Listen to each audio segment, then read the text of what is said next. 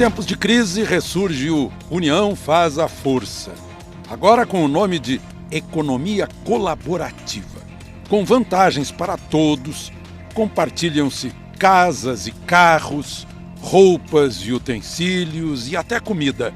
Reduz-se o desperdício e o consumismo, financia-se sem juros, enquanto se aumenta a eficiência do capital e do trabalho sem intermediários, a não ser a rede digital. 2 aplicativos, por exemplo, estão bombando no mundo, com hospedagem e transporte, fora dos meios tradicionais, e já estão valendo bilhões de dólares. Bom, para falar sobre essa novidade, a administradora e professora da Fundação Getúlio Vargas, Rossana Pavanelli, e o presidente do Conselho Administrativo de Defesa Econômica, o CAD, Vinícius Marques de Carvalho. Professor, é uma novidade ou não é uma novidade? Ou isso vem desde os tempos imemoriais? Então, Alexandre, na verdade, o conceito de economia colaborativa, ele não é novo, muito pelo contrário, ele existe desde que o homem é homem. A hora que você pede emprestado, por exemplo, uma xícara de açúcar ou uma furadeira ou uma escada, você estabelece uma rede de confiança e você está compartilhando bens e, quem sabe, até serviços, né? O que é relativamente recente, de 10, 15 anos para cá, é o impacto dessa colaboração. A economia colaborativa é baseada em 2 pilares, do compartilhamento e da colaboração. Pode parecer, no primeiro momento, a mesma coisa, mas não. Você pode ter, inclusive, a colaboração para encontrar soluções para o setor público, né, que seriam as ações de crowdfunding, né, de crowdsourcing. Né, o crowdfunding mesmo é uma estrutura muito interessante, onde você tem um financiamento coletivo para gerar negócios ou até mesmo para alavancar ideias. Então, tem uma série de temas relacionados a essa economia colaborativa. Como é que o CAD vê isso? Olha, para nós é um grande desafio, porque você tem uma perspectiva relacionada à regulação de muitos setores da economia, em que quando esse fenômeno da economia compartilhada ganha escala, ele acaba fazendo com que a autorregulação apareça nesses setores e a autorregulação acabe questionando, muitas vezes, a regulação estatal. Ou seja, a relação entre as pessoas mesmo vai gerando uma relação de confiança que antes era derivada da lei. Era o Estado que garantia muitas vezes. É uma relação mais real do que a relação suposta pelo burocrata do Estado. Numa escala enorme, porque as plataformas e principalmente com a internet sem fio, isso se transformou em algo evidentemente desafiador para todos nós. Do ponto de vista de um órgão de defesa da concorrência, é uma atividade econômica. É uma atividade econômica que normalmente gera mais concorrência nos mercados, porque os custos de entrada desses novos modelos de negócio são menores. Você tem uma economia de escala que decorre de rede, mas o custo de entrada é pequeno. Isso gera uma pressão competitiva naqueles que estão presentes naquele mercado até aquele momento e que são desafiados também por conta dessas inovações, normalmente chamadas de inovações disruptivas, a reverem os seus modelos e o próprio Estado também é desafiado a rever suas regulações. Esses que sentem uma nova concorrência alegam clandestinidade das novidades. Seria justo isso? Eu acho que não. E eu acho que muitas vezes as pessoas confundem defesa da concorrência com uma suposta concorrência desleal. Nós notamos em vários setores da vida econômica que agentes em regimes de regulação diferentes competem entre si, né? A TV aberta compete com a TV por assinatura. Os regimes são completamente diferentes. O celular compete com a telefonia fixa.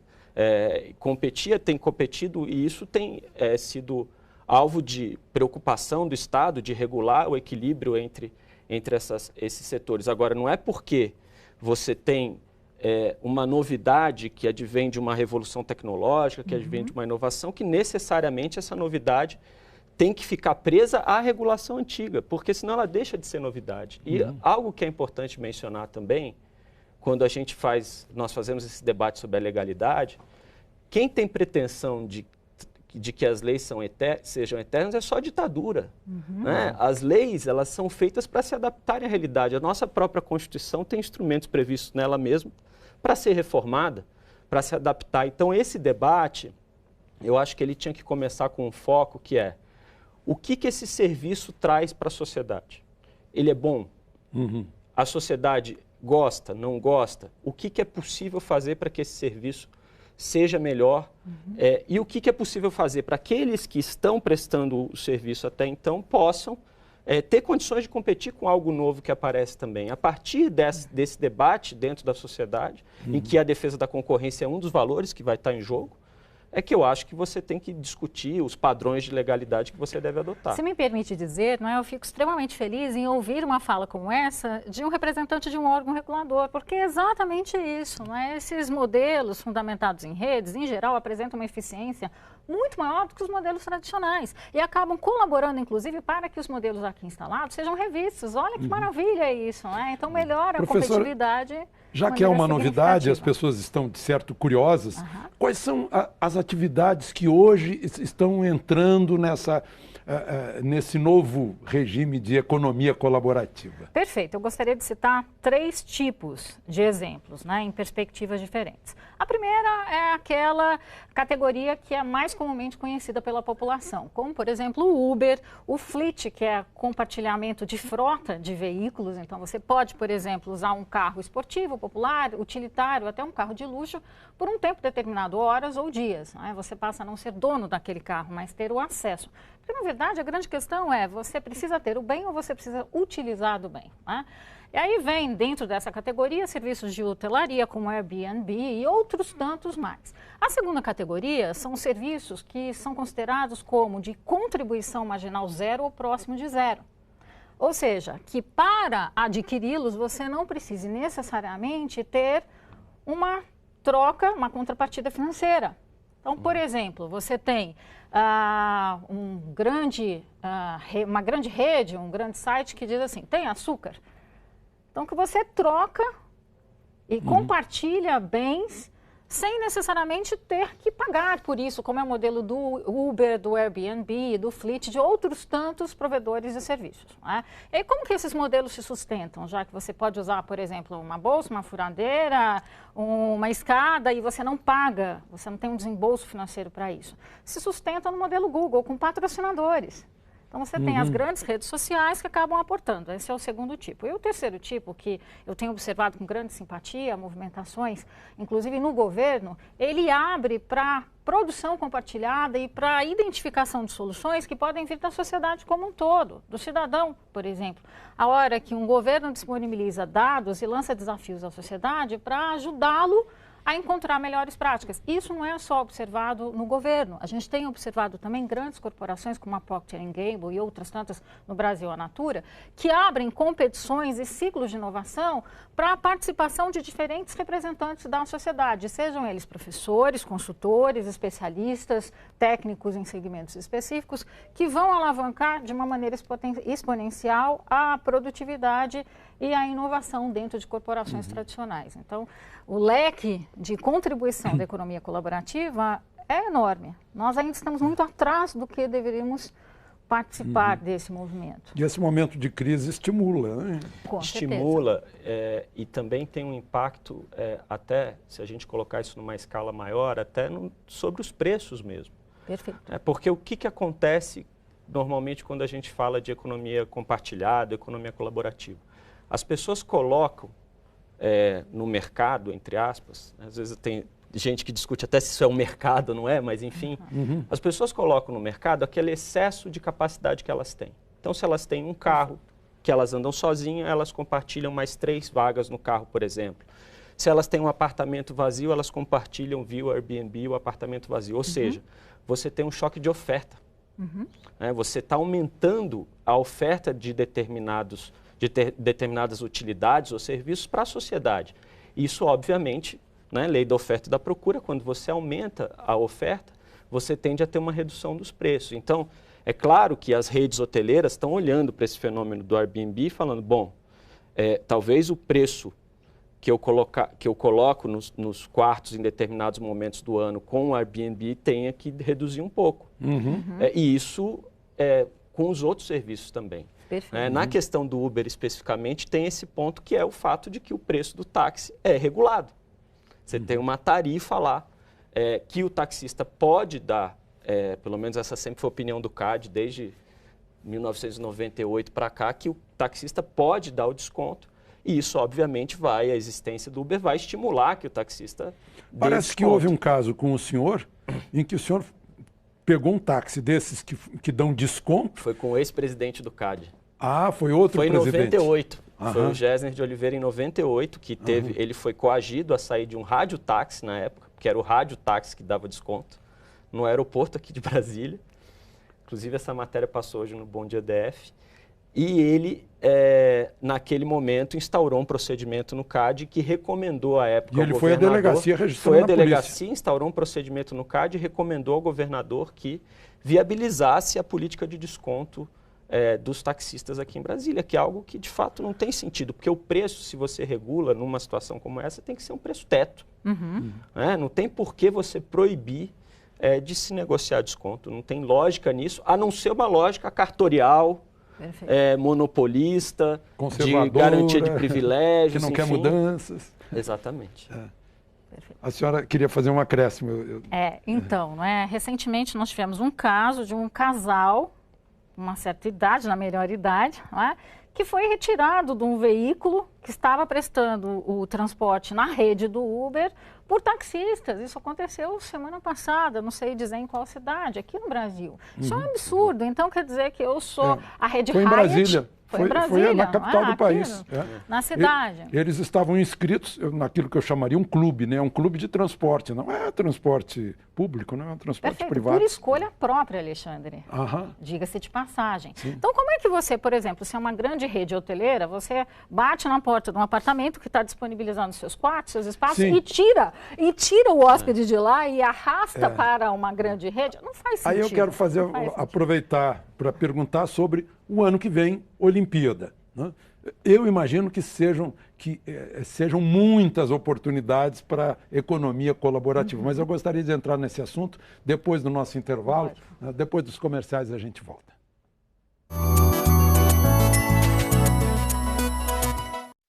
Voltamos a discutir as novidades da economia colaborativa. Eu lembrava que temos Olimpíada no ano que vem, isso é a oportunidade, que, aliás, esse tipo de prestação de serviços começou na Copa do Mundo, no ano passado. Né? E a senhora poderia falar um pouco sobre as oportunidades para o ano que vem, aproveitando a Olimpíada? Perfeito. Acho que as oportunidades para o país são inúmeras, não é? Tanto em termos da economia criativa, que é aquela que vem do capital intelectual, que em geral pode ser alavancada e deve por meio dessas redes estabelecidas na economia colaborativa, como na organização da sociedade de empresas como Airbnb e outras empresas de menor porte, para ofertar serviços à população que vem conhecer o país ou aqueles que se deslocam para assistir os eventos. Então, é uma grande oportunidade para você trabalhar questões relacionadas à própria renda, sobretudo no momento de crise, onde as pessoas buscam uma alternativa para voltarem a ser incluídas na economia ou para complementarem a sua renda. Não por menos, também a economia colaborativa, ela é conhecida como a economia do, entre aspas, bico, né? O bico aqui no melhor dos sentidos. Então, há um espaço enorme para a prestação de serviços por meio de redes colaborativas, seja de um para um, o cidadão abrindo a sua casa e disponibilizando um quarto ou apartamento como um todo, de uma maneira direta para alguém interessado, como de muitos para muitos, né? Ou até mesmo um modelo tradicional, onde você tem uma empresa prestadora de serviços que vai usar rede disponível e vai poder ofertar para um público maior. O senhor teve uma experiência na Rio Mais 20.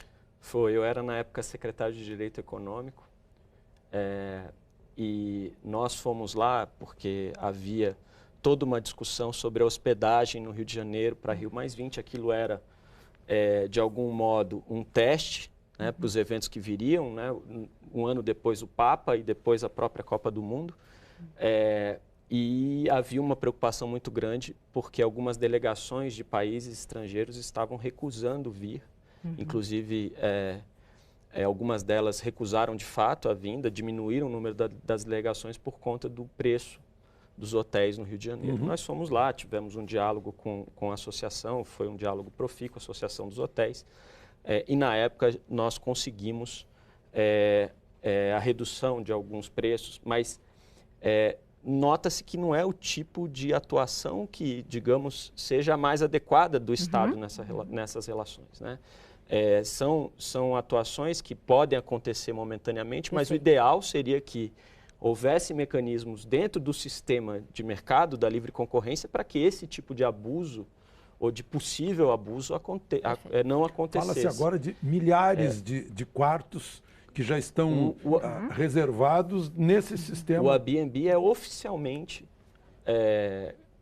apresentado pelo Estado brasileiro, inclusive, como uma opção viável, adequada e bem-vinda para as Olimpíadas de 2016. Que são, só para a gente exemplificar, para as pessoas que não conhecem, são imóveis privados, é parte de casas, de apartamentos. Sim, que as pessoas não estão usando e que elas colocam no site do Airbnb e acabam se conectando com outras pessoas que precisam usar esses imóveis. Até a cozinha, né, compartilhada. Isso, você pode compartilhar com pessoas que têm um perfil parecido com o seu, que gostam das mesmas coisas que você. Inclusive, muitas vezes você compartilha quarto. Não é porque você compartilha o imóvel que você tem inteiro.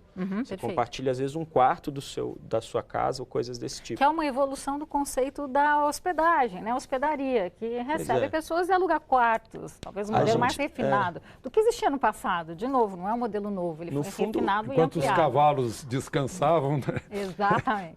Para passar a noite e restaurar-se. Daí se criou o restaurante, né? É um fenômeno interessante porque é um fenômeno que a confiança acaba emergindo como um elemento estabilizador das relações.